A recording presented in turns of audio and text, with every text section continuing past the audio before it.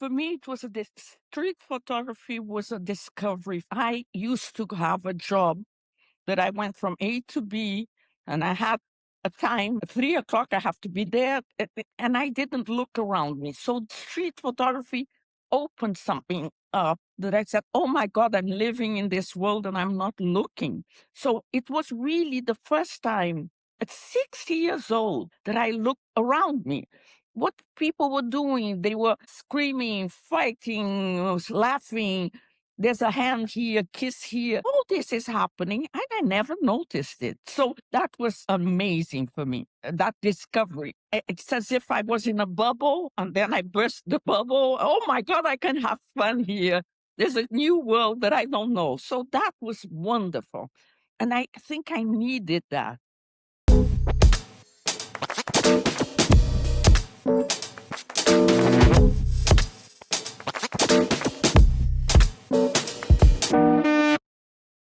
So welcome back, everybody, to a new episode of Eyeshot 50mm. And today we're joined by Sandra Cattaneo Adorno. Sandra is a Brazilian-born photographer whose work moves between street photography, memory, light, and abstraction as well, I would say. Starting in photography also a bit later in life, she has developed a very unique and personal vision that truly moves around poetic and almost surreal scenes.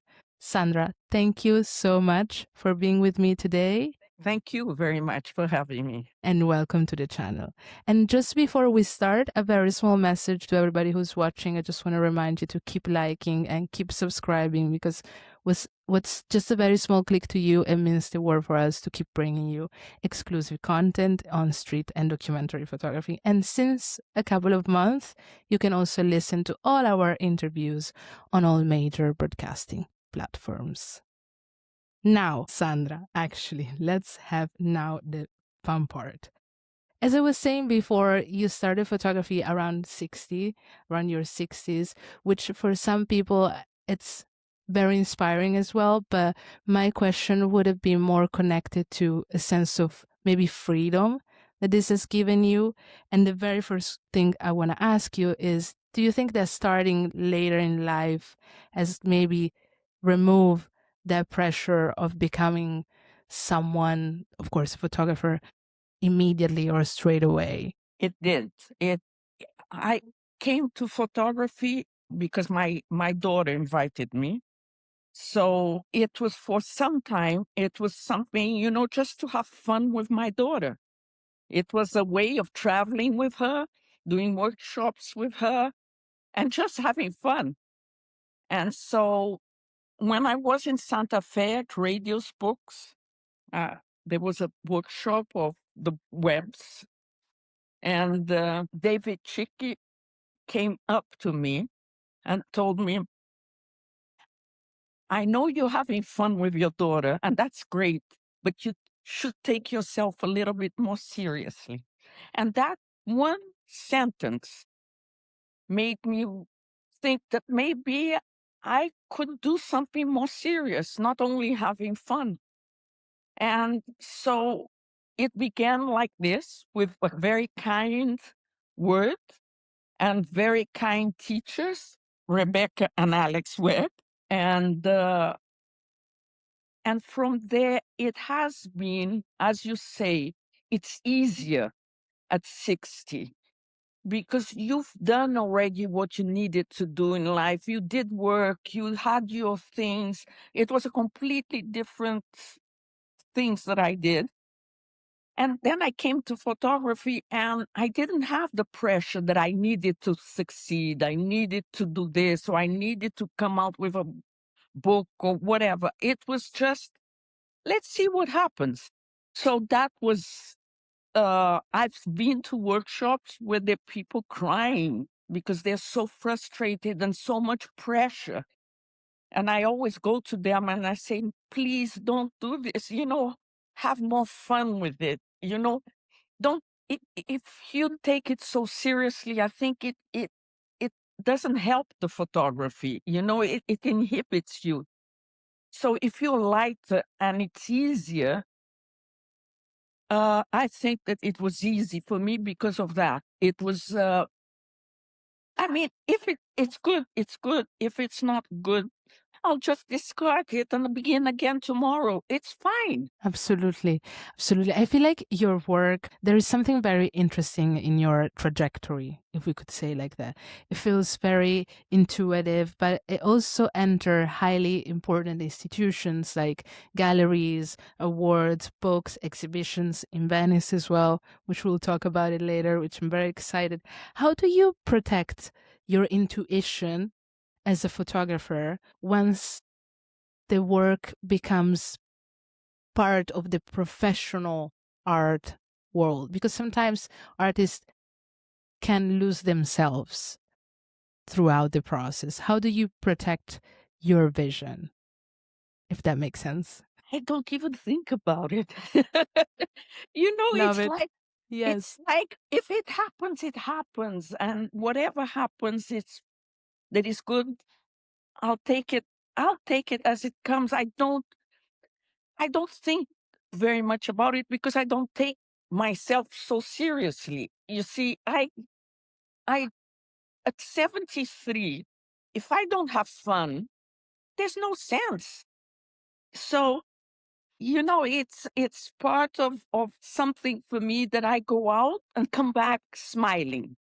I Having, love you it. know, I did something today, maybe there's one good one. Oh, I want to see it in the computer. You know, it's that feeling that I want. All the rest, I don't take it so seriously. Yeah, not that I don't care because I do get into competitions and I do try. But if there's a rejection, I don't feel it personally. It's okay. There are many, many wonderful photographers, much better than myself around in the world. So it's fine. Each one will have a turn and it's okay. You know, but that's the Absolutely. thing. It's being 73 makes a difference in that. You're calmer, you're happier with life, I think, at 73. You're in a different stage. I mean, I remember myself much more nervous and wanting to go more. You know, now it's another stage. So, in a way, that makes my life much more enjoyable. The good I things love are the it. bad things about getting old, and that's the good one.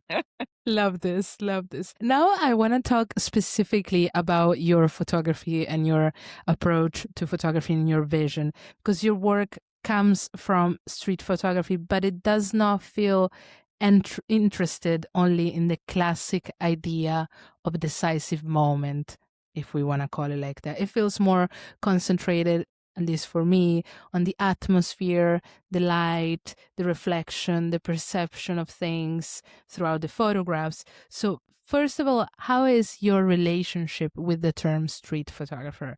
Do you identify in it? Have you broadened it in your own personal definition? What is it for you? For me, it was street photography was a discovery for me because I used to have a job that I went from A to B, and I had a time at 3 o'clock. I have to be there, and I didn't look around me. So street photography opened something up that I said, "Oh my God, I'm living in this world and I'm not looking." So it was really the first time at 60 years old that I looked around me. What people were doing, they were screaming, fighting, laughing. There's a hand here, kiss here. All this is happening, and I never noticed it. So that was amazing for me, that discovery. It's as if I was in a bubble and then I burst the bubble. Oh my God, I can have fun here. There's a new world that I don't know. So that was wonderful. And I think I needed that. And the other thing is that because I came late to photography, I love street photography and I love the photographers, but my mind, I think, doesn't register with photography because I was brought up looking a lot at paintings. So my mind goes to that, you know, I don't know how. It's not something that I'm aware, but when I see some pictures that I took, I say, ah, there's this feeling. There's the feeling of this. Oh, I'm trying this. I'm trying the light of so there's something there that I relate more to painting than to photographers, because I went to 5 workshops in my life, and 1 week workshops, and I never took any classes, so I'm not a formal photographer. So I'm very bad technically. I don't know how to deal with all these things. It's all the eye. I just go out and the eye takes me.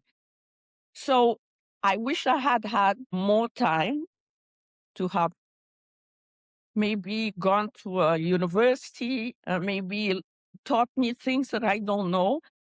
But it's okay. I'm satisfied with what I have, and I'm having fun with what I have. And I know I have some limitations, but I think I compensate with the curiosity that I have. I'm very curious. So I go after things that I don't know how this works. So let's try it. Let's try another ink. Let's try another paper. Let's try. So I try to compensate with thinking where photography could go. I don't want to stay in the photography that everyone has done. I want to go somewhere, and I still don't know where.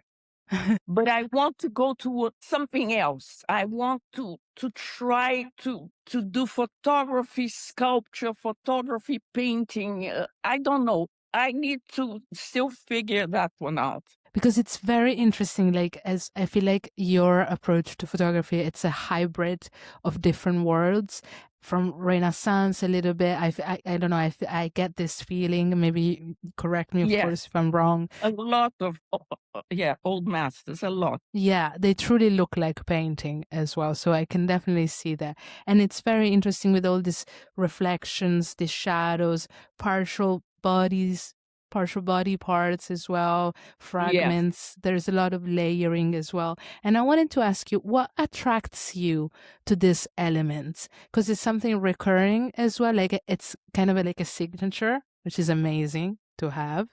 What is that attracts you? I'm not conscious of it. It's a very strange thing how the mind works. You go out and you do it without being conscious that you're really repeating a pattern that is inside of you. And how did it get there? Why did it get there, and how? When? Because if I had never taken a class in photography, I never had been with my daughter, had invited me, I would never know that I could take a picture. So it's what is fascinating for me is this thing of what the mind is telling me and what my eye is seeing, and how these interact and how this comes out. It's so interesting. And I wanted to ask you more specifically, because I feel like painting and photography truly, in a lot of other photographers, also very famous photographers, something that has been very important or influential in a way. How do you, like, what did painting give you that you have applied to photography? Or maybe what did painting give you that photography didn't give you, and mixing them together, if that makes sense? I think the most important thing is the light and shadow. I think Okay. that comes from there. That that light that changes the picture. That it can change it in a way to express an emotion, but it can change it also to cut it and do something completely abstract. So it changes the form also of what you're seeing. So it has so many, that light plays in so many different ways. I think that that's the most interesting thing for me in any picture. It can be old masters, it can be impressionists, it can be abstract painting with, very lines that cut the subject. So I think that would be the thing that attracts me most, I think. Okay. Also, I feel like one element that you use quite a lot in a very positive and aware way is post-production, but not in the sense of like adding too much post-production, because you create beforehand and then you refine, if I may say that. And in Scatti di Tempo, I will say in Italian, if that's okay with you, Scatti di Tempo, you work very directly with composite image and let's say post-production in a way. What made that project require a different approach from your other projects that you've done before? Okay, it was the Scatti di Tempo was a product of the COVID years. So I had nothing to see in the streets. There was nothing. It was so sad.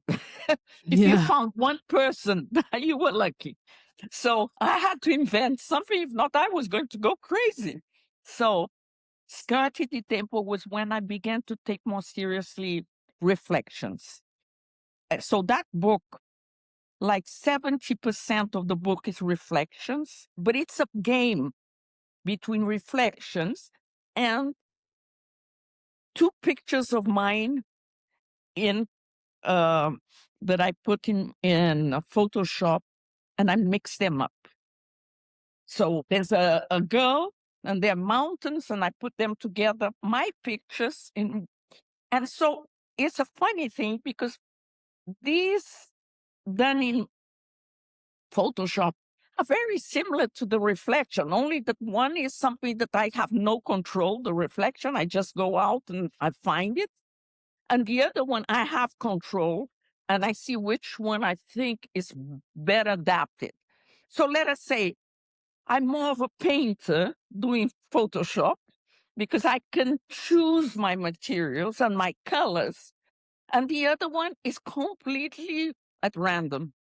So it was a good mix for me to learn how to use Photoshop also, because I didn't know, obviously. So I had to learn. And so, and it was funny because sometimes people, when I have the Scatti di Tempo, I have some pictures out, I ask people, which one do you think were naturally done? Which ones do you think I manipulated in Photoshop? And people, sometimes they don't get it, because they are very similar. It's the same feeling, but they're done different. So I wanted to show both of them in that book. That's very interesting. Also because like it becomes art. I feel like it's always art, but it has an approach to art completely different and still resembles a lot, resonates a lot with the people looking at it. And it happens to me as well. You also, you often photograph as well some strangers, subjects in public spaces, but I feel like they rarely become characters of like a clear story, because like they're not, they become gestures, silhouettes, as you were saying as well. How do you think about the ethics of transforming a real person in a more universal image? If I transform, because I don't, they are Yes, always exactly. normally you don't know who it is. And some people who say, come to me sometimes, they few times, but they came and said, oh, I don't want you to take, and I say, come here to see your picture. If you want, I delete it, but come and see it. And they said, that's not me. I said, yeah, that's exactly it. That's not you, because, or your silhouette, or you in a reflection, or you in a way, you don't know. But if they want, I don't mind. I delete it and I go.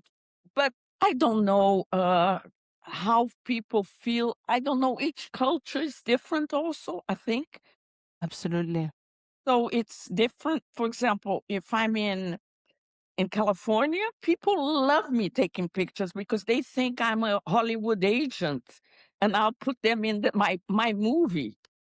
And so, so it depends. There's some people that are really shy. I had once one person said, please don't put my picture because my husband would be very cross with me. I don't know what was it. It was a Central America country. And I said, I understood immediately that no way she would have problems at home. So it depends where you are and how you have a feeling for it also, I think. For example, in Brazil, in the beaches, no one cares. They love me taking pictures. They call me Beautiful. Auntie, come back. Auntie, come back. I'll Take do more. another. Take more. I want to show you my football throw. Love it. Speaking of Brazil, because I feel like Brazil, you're now based in New York, if I'm not mistaken, but Brazil has been an influence on you and your maybe photography and your vision. Like you were born in Brazil and you spent much of your life moving between different places as well. When you photograph Brazil, what are you photographing? Is it a place, a memory, or a distance from home? Memory. A I memory. think it's a very, I go back to my childhood. It's a very strange, psychologically, I don't know what it means. But I left Brazil when I was very young. I went to boarding school at 12. The end of 12, I went to England to boarding school and then to Switzerland. And then I lived in many different countries. I'm a nomad and I'm still a nomad. I love to change countries. But there was something about Brazil, being born in Brazil, that stayed with me. Because as years go, I didn't spend there as much time as I spent in other countries. But for some reason, that's my soul is in Brazil. So I think when I photograph Brazil, it's memories. I feel that I go back more to my childlike years. I don't know how to explain, but there's a happiness about going to the beach because I remember going to the beach with my parents and things like that come back, which I didn't have later on because at 12, then I went to board. Then it was serious life, Yes, straight all away. that game life finished. And stayed there. Also, there is this very attracting connection to gold. This gold, the saudade, if I'm saying it correctly, that it Yes. truly resonates so much to me. And it doesn't appear just as color, it appears as memory for sure, but also atmosphere and material. What does gold mean to you then? I think it's like carnival, like celebration. It's that thing that in carnival, everything is gold. It stays in your mind, that amount of people with gold, everything gold. So human body is full of gold. So it stayed here. And so it's something happy. It's something that, like something that gold is fun, let us say. Yes, absolutely. It gives you joy for sure. It gives Yes, you gives something. me joy. There is also, your pictures are also beautiful in the larger sense of the term, but there's always a risk that beauty sometimes becomes decorative in a way in pictures, in photographs. How do you keep beauty from becoming superficial in your own work, which is something very hard to do, like to not just have it as a decorative aesthetic? I don't think about it, but I love I love it. beauty. I love Yes. beauty. I I do love beautiful. It can be a flower. I love beauty. I have an enormous respect for beauty. And I have my mother taught me that to look at beautiful things. It comes from my mother. She was very aesthetic. She had a very high sense of aesthetic. I don't think about it. I don't know where it takes me. I mean, I don't know. So It's if just the instinct. Yeah. yeah, it's instinct and it's not a thought thing. And It comes along naturally. I love this. And I think it's exactly, something to be nourished and cherished throughout your project. And it's so great to hear this. Now, I want to switch gears a little bit and I want to talk about a topic that is women in photography. which I feel like it's very close to both of us and a lot of people Yes, looking at us. And, you know, photography or street photography in this sense has historically been shaped, narrated, and celebrated largely through male figures. So yes. when you entered this world, did you feel the history around you, or how did you feel more in general? I didn't know anything about it because I wasn't of that world. So I was an outsider. So I didn't know. The first person that I made contact and that who helped me a lot in my career is Gulnara from Women's Street Photography. I just met her by chance. Another friend said, "Oh, do you want to meet Gulnara in Miami?" Or I think it was Miami or New York, New York maybe. And I said, "Yes, why? Let's have lunch." And that's when all these issues about women photographer, the problems that they have, the percentage of men, and I didn't know anything. She's the one who educated me. So because it wasn't my world. I had a completely different world. I mean, I wasn't near anyone who informed me of these things. So she's the one who showed me.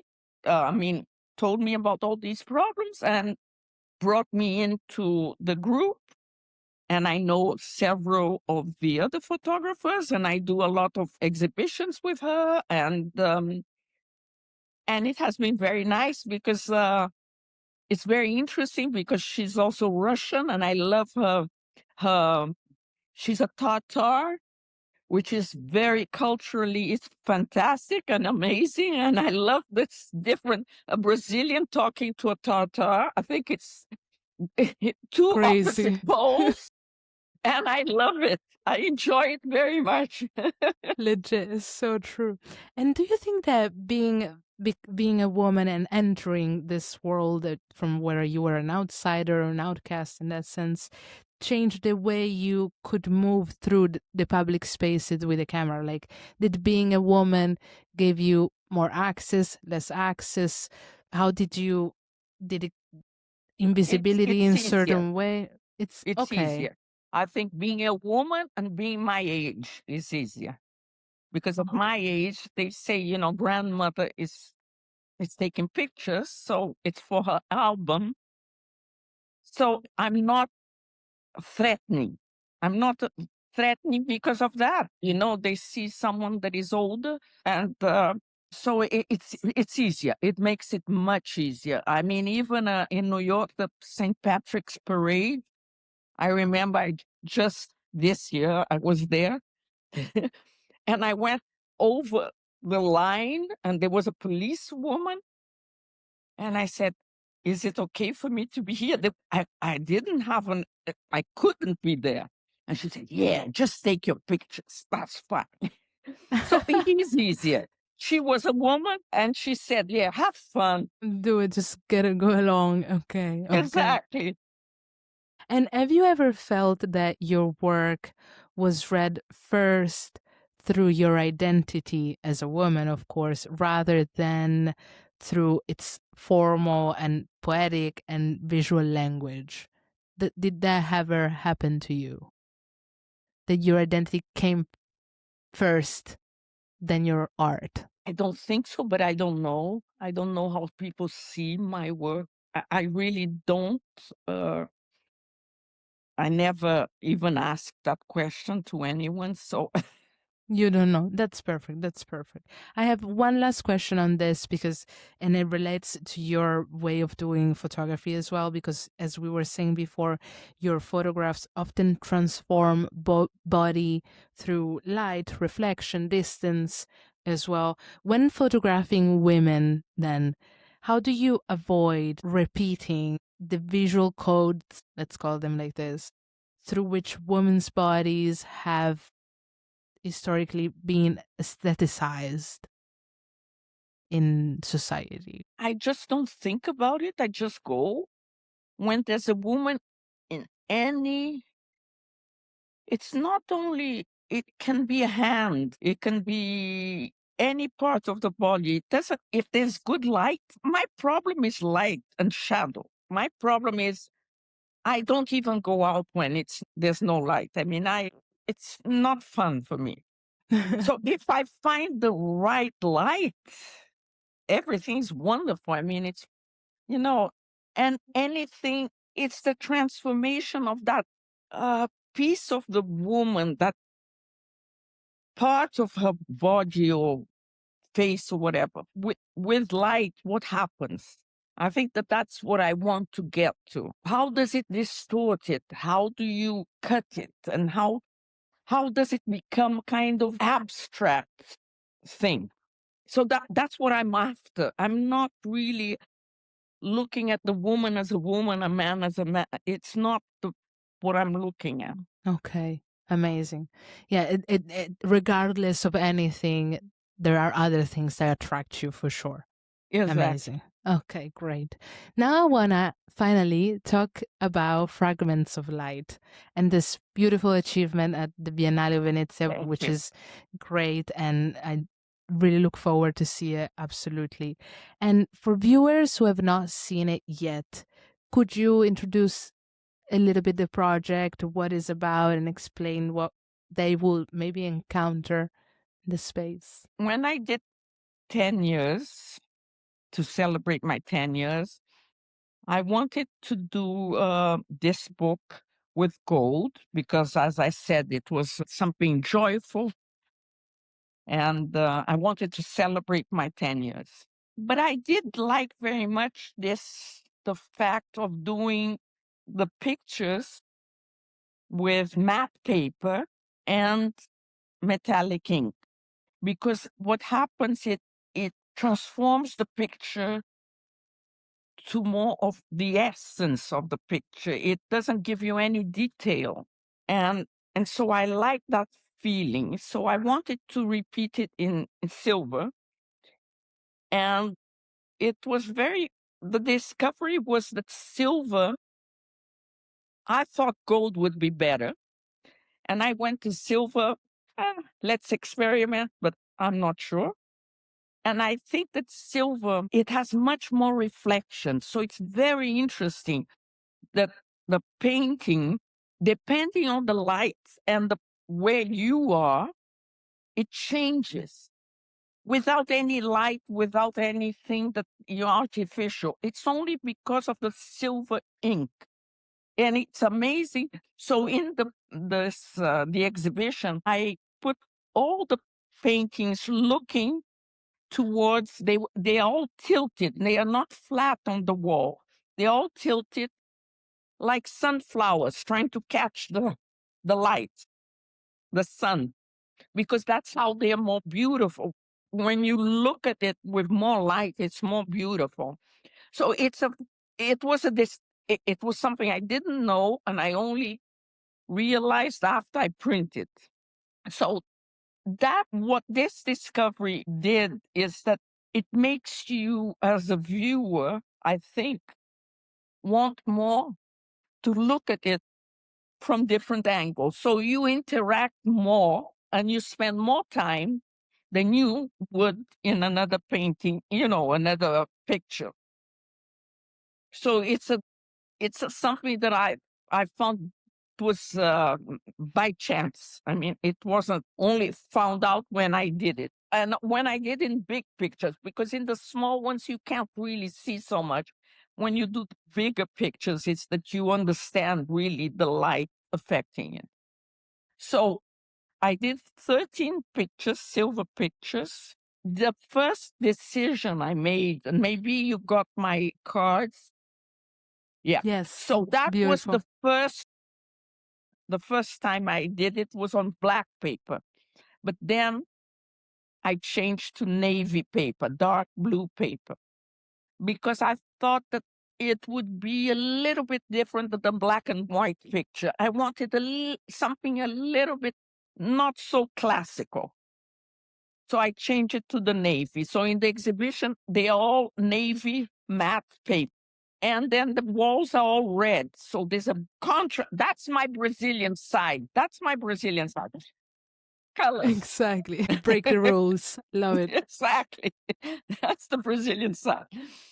And so, and the other thing that I did, so the exhibition, I want to show the viewer, ask the viewer how the viewer, he or she, interacts with the photograph in different forms. So there's the video form Yes. that the pictures coming and going, melting and raising up, so it's continuous dying and living again.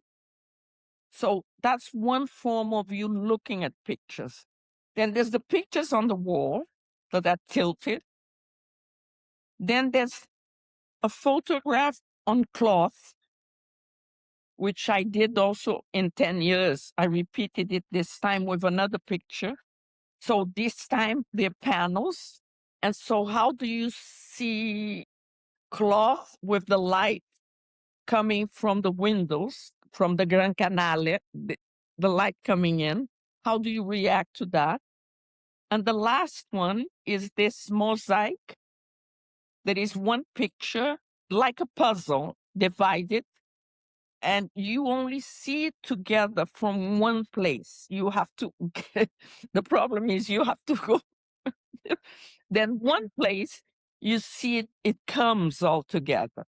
So how do you react to these different forms of looking at photography? And I thought that was interesting for the viewer to question himself, because there's some people that love much more looking at the picture on the phone, some that love to see it this way or the other way. So it's interesting just to ask that question. Exactly. That would have been exactly my second question, because it's a completely immersive experience. It's not in the classical way of exhibiting something, like bringing together photography, video, light, mosaic, installation, sound as well, in a way.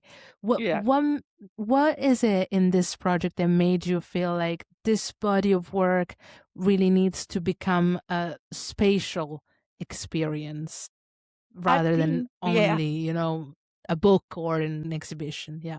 yeah, I've been exploring that. And that's where I want to go. And this next, I think I'll begin now to be exploring something like that. I want to go somewhere, not only pictures on the wall, I want to do something else. And I've done already some things because I thought that maybe I could do an exhibition outside. So I did already some trials of columns Wow. with pictures, but I want to explore different materials and see how they react to light, sometimes with a bulb inside or external light. I have to experiment, but I want to go that way. I want to go somewhere more fluid, let's say, not just pictures. Like multimedia kind of Yes, approach, we could say, in a way, yes, hybrid into different, because exactly, I feel like Fragments of Light started as photography in a way, but became the starting point actually for something deeper. At yes, least that's what I've gotten from it. yeah. And it's beautiful. And Thank you. congratulations Thank you again. very much. I want to ask you a couple of questions more on now, before we conclude, on the state of photography or contemporary photography that we're seeing right now. Because you mentioned this, there are people that really like to look at photographs just on their phone or exhibition. Everybody has their own. And we live in a time where images are faster, very disposable, Yeah. abundant than ever, more abundant than ever. How do you think, how do you, I mean, how do you deal with this in your own approach to photography?